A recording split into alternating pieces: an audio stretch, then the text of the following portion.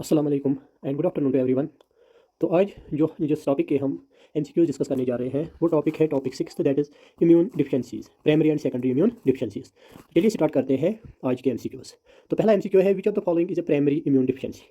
तो आपको पता होगा कि प्राइमरी इम्यून डिफिशिएंसी क्या होता है। वो डिफिशिएंसी, वो इम्यूनो सिस्टम की डिफिशिएंसी जो हमें इनबॉर्न प्रेजेंट होती है और जो हमें बाद में होती है, जो एक्वायर्ड इम्यून डिफिशिएंसीज होती है, उनको बोलते हैं सेकेंडरी इम्यून डिफिशिएंसीज। तो पहला क्वेश्चन है, which of the following is a primary immune deficiency. तो इसके ऑप्शन है HIV infection, DiGeorge syndrome, malnutrition and radiation therapy. तो इसका जो ये आंसर है वो है डाई जॉर्ज सिंड्रोम।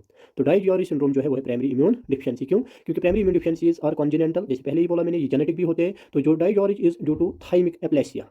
तो थाइमिक एप्लेसिया होता है जिसमें कि थाइमस ग्लैंड जो है वो अच्छे तरीके से डेवलप नहीं होता है। तो बाकी सारी जो है वो एक्वायर्ड है, secondary. Severe combined immuno deficiency is characterized bye.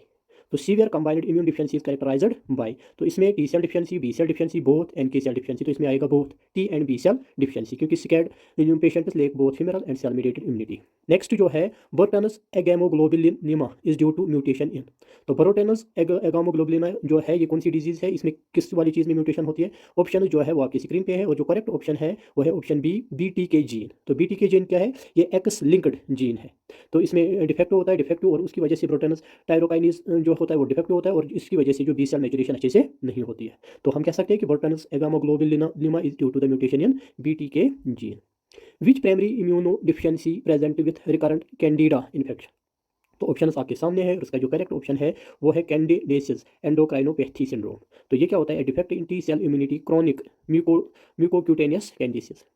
Wish-quotes Aldrich syndrome triad is. तो ये क्या है? ऑप्शन आपकी स्क्रीन पे है और इसका जो करेक्ट ऑप्शन है वो है option A, thrombocytopenia eczema recurrent infection. तो ये एक्स लिंक्ड इम्यूनोडिफिशिएंसी है ड्यू टू वासप gene mutation. Selective immunoglobulin A deficiency leads to. तो selective immuno A deficiency leads to, इसके ऑप्शन आपकी स्क्रीन पे है और जो करेक्ट ऑप्शन है वो है option C, increased respiratory and gastrointestinal infections. तो सिलेक्टिव इम्यूनोग्लोबिन ए डिफिशिएंसी की वजह से क्या होता है? इसकी वजह से होता है रेस्पिरेटरी एंड गैस्ट्रोइंटेस्टाइनल इन्फेक्शंस, क्योंकि इम्यूनोग्लोबिन ए जो है ये प्रोटेक्ट करता है हमारे म्यूकोसल सरफेसेस को। अगर इसकी डिफिशिएंसी हो तो फिर म्यूकोसल सरफेसेस में जो है वो डिजीज इन्फेक्शन हो सकता है।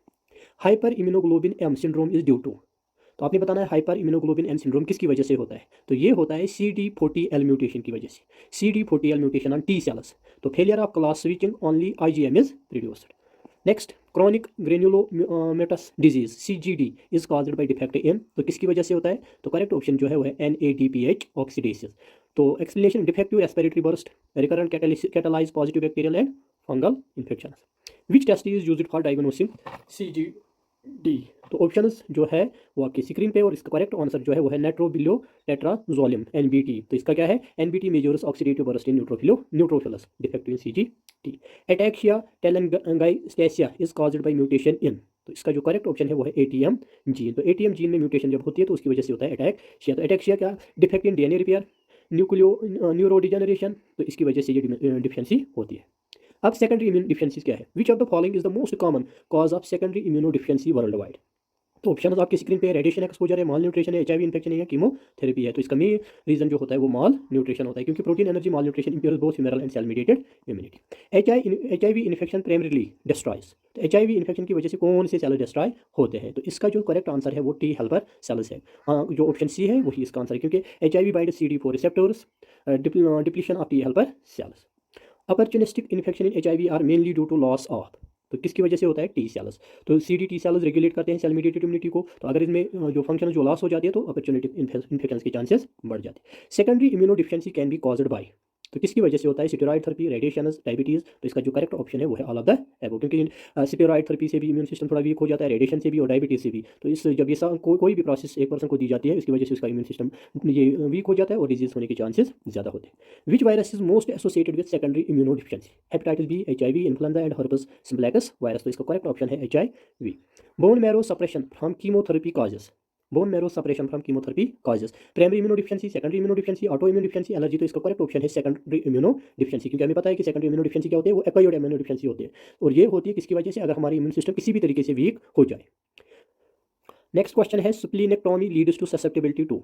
तो इसका करेक्ट ऑप्शन है एनकैप्सुलेटेड बैक्टीरियल इन्फेक्शन, क्योंकि लॉस ऑफ स्प्लीन उसकी वजह से क्या होता है, डिक्रीज क्लियरेंस ऑफ ऑप्सोनाइज्ड बैक्टीरिया होता है like S pneumonia. Which of the following is not a secondary immune deficiency, तो आपको बताना है कि कौन सा इसमें सेकेंडरी इम्यून डिफिशिएंसी नहीं है। तो हमें पता है कि ये जो डायबिटीज़ मेलिटस है ये भी सेकेंडरी इम्यून डिफिशिएंसी है, कीमोथेरेपी है ये भी सेकेंडरी इम्यून डिफिशिएंसी का एक रीजन है, जो HIV इन्फेक्शन है ये भी सेकेंडरी है। तो सिकाइड जो है वो क्या है, वो है प्राइमरी, तो ये कंजेनेंटल है प्राइमरी। प्रोटीन कैलोरी माल न्यूट्रिशन मेनली इफेक्ट्स, तो अगर माल न्यूट्रिशन होता है तो उसकी वजह से कौन से सेल्स इफेक्ट होते हैं, तो करेक्ट ऑप्शन जो है वो है टी सेल फंक्शन। तो malnutrition reduces thymic size, उसकी वजह से टी सेल मीडिएट इम्यूनिटी जो है वो वीक हो जाती है। Immunodeficiency due to ageing is called, तो अगर इम्यून आपको पता है कि जैसे जैसे एज बढ़ जाती है 60 के बाद इम्यून सिस्टम या 50 के बाद इम्यून सिस्टम जो है वो वीक होना शुरू हो जाता है, उसकी वजह से जो इम्यूनो डिफिशिएंसी होती है उसको क्या बोलते हैं, उसको बोलते हैं immunosenescence, gradual decline in immune function with age. अब the first immunodeficiency described in humans was, तो कौन सी है, वो है ब्रिटनस एगेमोग्लोबुलिनिमा। तो ये किसने डिस्क्राइब की है, ये की है ओगडन ब्रोटन ने 1952 में।